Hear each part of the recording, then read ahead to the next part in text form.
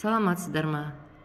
Бүгін біз сіздермен 2-ші сыныптың математикасының 3-ші бөліміндегі 68-ші сабақтың 6-ші тапсырмасын орындайтын боламыз.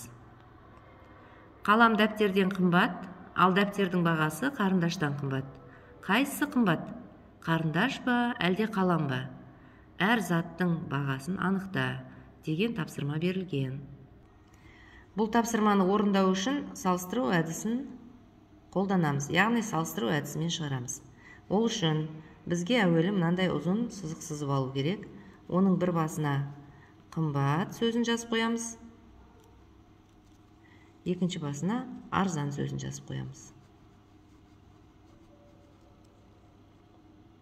Енді бізге айтады, қалам дәптерден қымбат дейді. Қалам дәптерден қымбат. Демек, қаламды қымбат жаққа жазамыз. Ол мына жерде орналасады. Ал дәптердің бағасы қарындаштан қымбат. Дәптердің бағасы қарындаштан қымбат. Демек, қарындаш арзан жаққа жазылады. Қарындаш.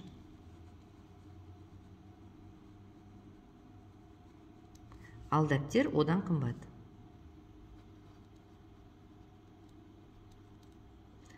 Сұрақ, қайсы қымбат деп тұр? Қарындаш па, әлде қалам ба? Мінекей сызбамыздан көрініп тұр. Қалам қымбат, қарындаш арзан болып тұр. Енді осы заттардың бағасын анықтаймыз. Ең қымбаты бізде қалам болып тұр. Демек, ол 50 теңге.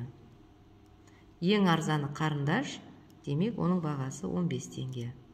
Ал дәптердің бағасы 20 теңге болып шықты. Осы әдіспен балаларға түсіндірсеңіздер, өте түсінікті болады.